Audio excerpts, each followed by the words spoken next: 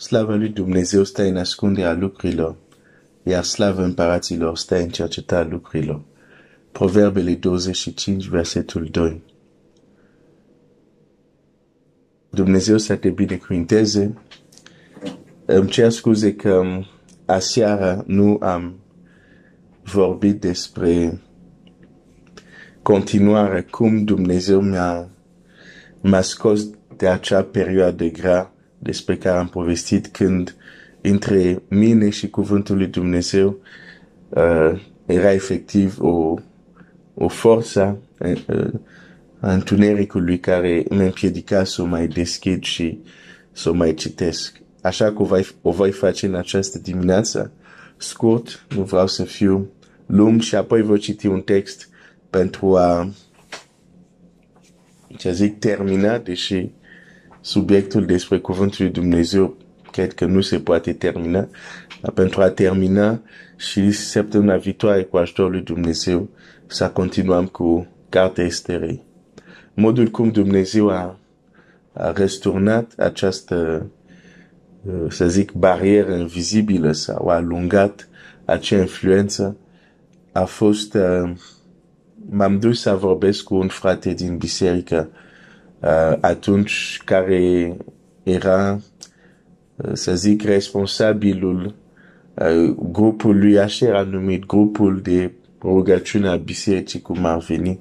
Erau niște frați, vreo 15-17 frați și câteva surori care se întâlneau și se rugau pentru pastor, pentru biserică, pentru nevoile. Și am vorbit cu el. Știam că aveam nevoie să de ajutorul unul mai mare în credință și în experiență, și am vorbit cu el și răspunsul lui a fost: vino, roagă-te cu noi. De fapt, mi-a pus o întrebare, zic, de ce crezi că s-a întâmplat? Și apoi mi-a zis, vino și roagă-te cu noi, și dacă continuă, voi ști ce o să fac. Adică dacă continuă această problemă, această opresiune care o trăiam, nu s-a uit niciodată cuvintele respective. Vino, roagă-te cu noi. Și dacă continuă, voi ști ce o să fac. Vom vedea ce vom face. Deci, dar eu, în perioada respectivă, cât de cât am încercat, îți dai seama că am încercat să mă rog, să zic, Doamne, ce se întâmplă cu mine? Doamne, scapă-mă, Doamne, nu știu ce, rugăciuni de disperare, dar totul nimic, niciun rezultat. Și atunci întâlnesc un om care zice, vino, roagă-te cu noi. Asta era duminica. Deci, nu, era în timpul săptămânii, era o întâlnire miercuri sau joi din timpul săptămânii, și deci m-a invitat să mă duc să mă rog cu ei. Ei se rugau de obicei duminica după amiază. Aveam doar întâlnire dimineața la biserică, adică program de biserică de duminică, doar dimineața, iar după amiază ei se întâlneau de la 4 până la ora 8 și se rugau. Având în vedere că eram în situația în care eram, efectiv nu puteam să mă rog în mod normal, decât rugăciuni de genul, Doamne, ce e cu mine, Doamne, ajută-mă, Doamne, scapă-mă. Dar nu mai aveam ritmul normal de rugăciune, ca să nu mai zic că nu mai citeam Scriptura. Invitația lui mi s-a părut destul de contradictorie, în sensul că ziceam, pentru că eu m-am dus la el cu gândul ăsta. De fapt, chiar i-am făcut această cerere. I-am zis, te rog, poți să te rogi pentru mine. Ți s-a întâmplat să fii în situație unde simt că ai nevoie de... Deci, asta de fapt îi cerusem, roagă-te pentru mine. Și el nu s-a rugat. A zis, nu, vino să te rogi cu noi și să văd dacă o să continue asta. Foarte înțelept omul. Pe loc m-am supărat. Asta am uitat să zic. Am zis, cum de nu se roagă pentru mine, nu știu ce. Pentru că pentru mine asta era logic, că trebuia să se roage pentru mine. Și de multe ori asta se întâmplă când interacționăm cu cineva care este la un alt nivel. La nivelul meu, era păcat mare ce a făcut el. Cum un frate în credință vine, e în probleme, îți spune probleme, lui zice roagă-te și tu nu te rogi pentru el. La nivelul meu, ce a făcut nu era bine. Însă, era cel mai bun lucru ce a făcut el. Când el a zis vino și roagă-te cu noi, am zis, dar tocmai problema este că nu pot să mă rog, așa că roagă-te pentru mine. Nu pot să citesc Scriptura. Și am avut o bătălie mare până duminică. Am mers la biserică dimineața, iar după amiază mă întrebam, mă duc? Nu mă duc? Era o mare bătălie. Dar la un moment dat am hotărât să mă duc. Și mulțumesc lui Dumnezeu pentru acea zi, că am hotărât să mă duc acolo. Vezi, eu aveam o problemă și ziceam lui Domnului, scapă-mă, dar de ce mă lași în starea asta doar că știi că te caut din toată inima? Cum poate unii dintre și voi ați avut momente unde se întâmpla ceva, o luptă și de-a spui, dar Doamne, de ce se întâmplă? Scapă-mă, intervine, fă ceva. Dumnezeu vrea să mă scape, dar în modul lui. Și modul lui să mă scape de problema asta era să mă introducă la o nouă dimensiune de rugăciune. Însă, ca să fie introdus la această nouă dimensiune de rugăciune, trebuia să întâlnesc, trebuia să mă duc în mijlocul celor care deja erau la acest alt nivel de rugăciune.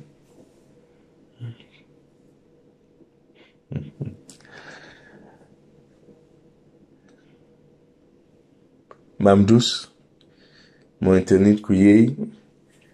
Când am ajuns, acest frate a zis, doar, vă prezint el e frate Glenn, a venit să se roage cu noi. N-a zis nimic de problema mea. Nu a zis, uite, are o presiune demonică, uite, pățește așa, vede așa, nu știu ce. N-a zis nimic. A zis, doar, a venit să se roage cu noi. Adică să participe la întâlnirea lor. Și am început să se roage.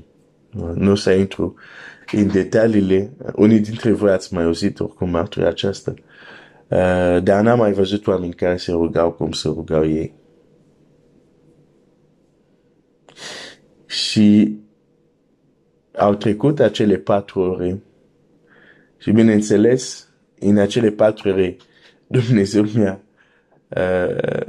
mi-a vorbit în sensul că am înțeles foarte clar că eu mergeam acolo pentru ajutor, dar am înțeles că de fapt trebuia acum să fac parte din acel grup.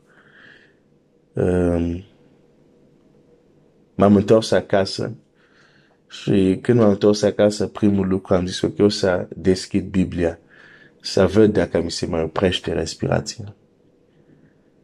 Când am deschis-o, puteam să respir liniștit și știam că eram liber. Dumnezeu a răsturnat, puterea rugăciunii a răsturnat acel zid invizibil, dar nu orice rugăciune. Că ți-am zis și eu, tu crezi când ești în criză, doar te rogi lui Dumnezeu, cer ajutor, nu se întâmplă nimic. Ar trebui doar să fii în mijlocul unor oameni pentru 4 ore și a fost de ajuns. Să mă rog cu ei. Ei nu s-au rugat pentru mine. Dar atmosfera care era acolo când ei se rugau, orice ar fi fost acea influență, nu a suportat. Trebuia să fie alungat. Acest soi nu iese decât prin rugăciune. Dar nu rugăciunile care le faceam eu. Rugăciunile care le-am experimentat cu ei.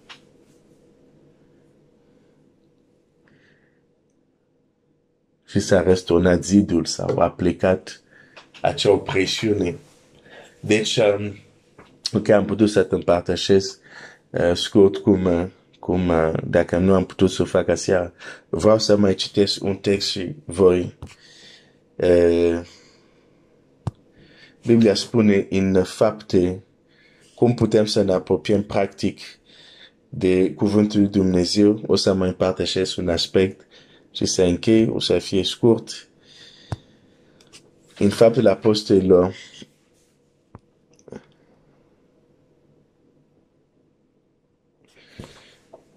capitolul 6, versetul 4, când se pune problema să se aleagă, unii să aibă grijă că resursele să fie împărțite corect, ca să zic așa mai scurt, apostol spun, pot să citesc chiar versetul 3, de aceea, fraților, alegeți dintre voi 7 bărbați, vorbiți de bine, plini de Duhul Sfânt și de înțelepciune, pe care îi vom pune la slujba aceasta. Iar noi vom stărui necurmat în rugăciune și în propovăduirea cuvântului. E interesant că apostolul nu zic, dar noi o să continuăm să ne ocupăm mai departe de predicat, de propovăduirea cuvântului, de a evangeliza. E interesant că ei nu încep cu asta. Ei încep cu rugăciune, zice, noi o să ne concentrăm, noi o să petrecem timp sau mai mult timp, zic alte versiuni. Vom petrece mai mult timp, vom da tot timpul la rugăciune și la propovăduirea cuvântului. Un mod practic de a se apropia de cuvântul lui Dumnezeu este tocmai asta. Să ai mereu un moment unde te rogi înainte să citești Scriptura. Te rogi. Și când deschizi Biblia, inima ta e deja pregătită de rugăciune care ai avut. Și e cu totul altceva decât doar să iau Biblia, să deschid, să zic, ok, hai să-mi fac targetul de câte capitole vreau să citesc. Și altceva când m-am rugat, am vorbit cu Dumnezeu, inima mai e pregătită și apoi zic, ok, acum știu că Dumnezeu are ceva pentru mine și când deschid Scriptura, încep să citesc, dar deja am această atitudine unde aștept să primesc ceva de la El. Asta e un mod foarte practic de a se apropia de cuvântul lui Dumnezeu. Dispoziția inimii necesară, creată de rugăciune. Avem nevoie de rugăciune pentru a se apropia de cuvântul lui Dumnezeu. O să mă opresc aici, azi dimineața, să spun Dumnezeu te binecuvinteze, să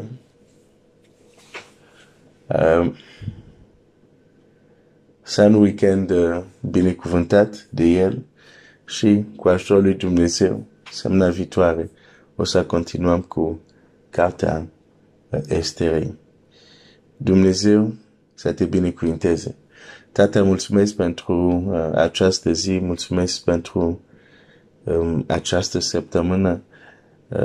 Mă rog pentru fratele meu, pentru sora mea, pentru mine, să ne ajut să ne apropiem mai mult de cuvântul Tău și chiar și atunci când sunt ziduri invizibile între noi și cuvântul Tău, să alergăm la rugăciune, să alergăm poate la frați mai mari în credință decât noi, ca să nu există un zid, o forță, o putere care pune o distanță între noi și cuvânt. Și prin rugăciune ajută-ne să ne apropiem mai mult de cuvânt în numele lui Iisus.